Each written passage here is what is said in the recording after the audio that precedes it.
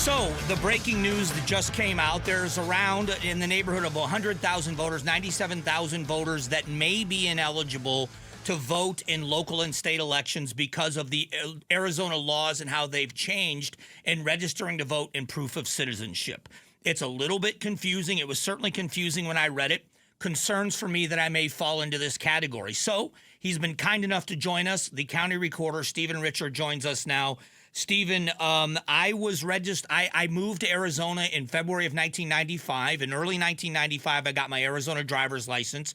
And I don't remember what year after that I registered to vote. Can you explain who falls into this category and what they need to do?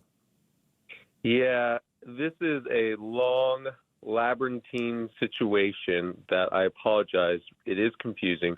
But the background is that beginning in 1997, the Motor Vehicle Division required people applying for a license to provide documented proof of citizenship, and they would keep that on record. Then in 2004, the Arizona voters passed a law saying that you have to provide documented proof of citizenship in order to be able to vote a full ballot. Well, for the last 20 years, the vast majority of voters have satisfied that documented proof of citizenship requirement by simply having their birth certificate on file with the Motor Vehicle Division. However, for those voters who got a driver's license before 1996, but registered anew or registered in a different county, if they got a duplicate driver's license anytime after 1996, meaning that you got your original driver's license in 1992, say, but then you lost it in 2012, and then you went back and you got a duplicate driver's license, an updated driver's license, then the date within the Motor Vehicle Division system that interacts with the statewide voter registration database would update to 2012, and then the voter registration system would think that accordingly you have documented proof of citizenship on file, when in fact that was not the case. So my office discovered this last week. We're working to get a fix with the governor's office and the Secretary of State. And then we are also working with the Secretary of State to put this in the courts to figure out how to handle these voters, if to do anything prior to the November general election. So I'm just going to be selfish for a moment and use me as an example. Let's say I've got my original driver's license in Arizona in Maricopa County in March or April of 1995. I then subsequently, years later, my last time I got a duplicate license was in 2016, but I have been registered to vote for at least 20 plus years. Do I fall into the category of what you're describing right now? And am I someone that needs to be able to get this fixed so that I can vote in local and state elections in November?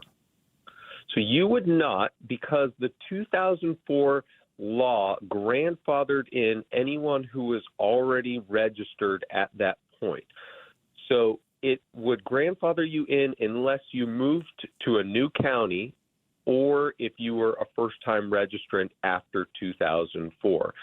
The other way in which you would have already solved this is if you went and got a real ID, because when you get real ID, you do have to provide documented proof of citizenship, so that would be on file. So let me be devil's advocate. If the first election I voted in Arizona was the 2004 presidential election, which was November of 2004. So I registered to vote in 2004. What happens to me then?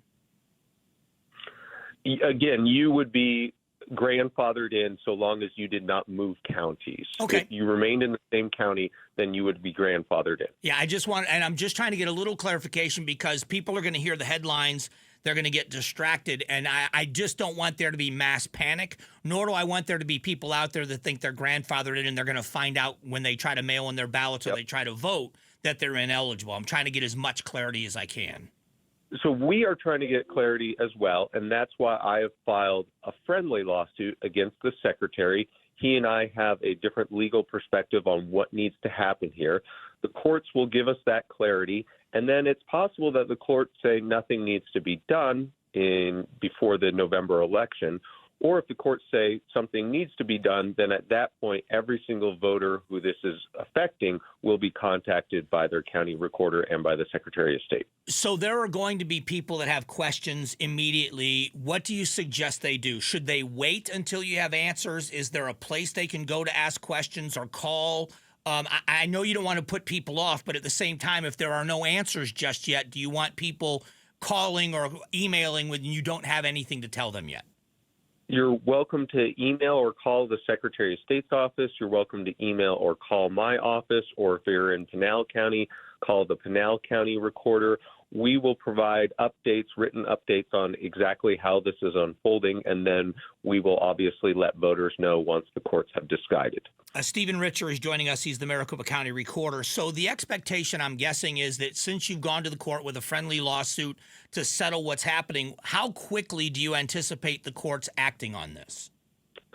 So that is something that all parties are agreed upon. The governor's office, the attorney general's office, my office, the secretary's office, is that we are urging the Arizona Supreme Court to take this directly and to issue an order, a ruling as soon as possible, just because if it is the case that we have to do something prior to the November 5th, 2024 election, then obviously we want to get started on that as soon as possible.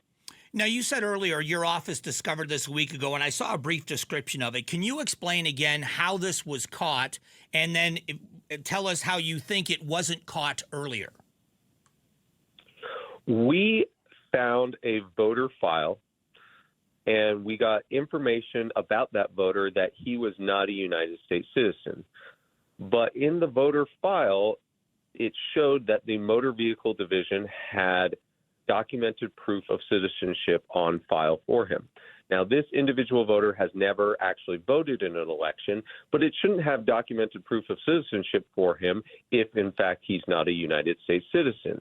And so then the governor's team and the secretary's team dug into why that was, and that's because this individual first obtained a driver's license prior to 1996.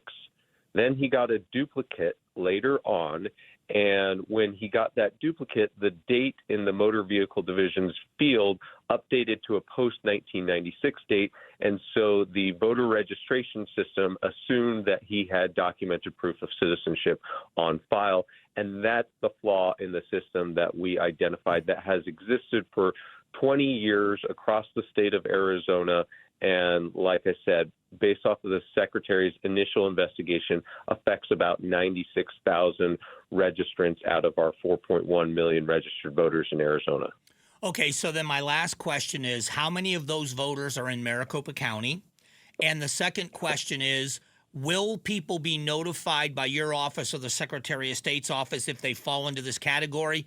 Or is this going to be the responsibility of the voter to find out if they fall into that category? No, we will notify voters. Okay. If an action needs to be taken, we will absolutely notify voters. And so we will wait to see what the courts say on that, but we will absolutely be notifying voters. As for how many in Maricopa County, it breaks down pretty, consistent with voter population across the state. So Maricopa County accounts for about 2/3 of the affected voters, just like we account for 2/3 of the registered voters. Most of these people are in, I think the Secretary said, their 50s and 60s, and it has a few more registered Republicans than it has registered Democrats. All right. Well, listen, it's always, I appreciate the information and I appreciate the quick response. I know you're getting pulled in 87 different directions, but I know the listeners are going to want some answers. I appreciate the time, and I hope as more information comes in, you'll come back on and give a more detailed explanation. Absolutely. My office is always turning over stones, and this was a stone that we overturned, and we felt it was needed to address it right away, even though it might be inconvenient for the state, but it's something that's needed to make sure that we're in full compliance with the law. Well, I appreciate it as always, and I'll talk to you soon. Thanks, Mike. All right. That is Stephen Richer. He is the Maricopa County recorder, and it is kind of a wait and see. No time to panic yet, but more information as it comes out. We will get it to you as soon as possible. Keep it locked here on KTAR News for all the developments that are coming. Thanks for watching the Mike Broomhead Show. Tap to watch the first season of Amazing Arizonans, a KTAR News podcast. You can also click the button in the middle to subscribe.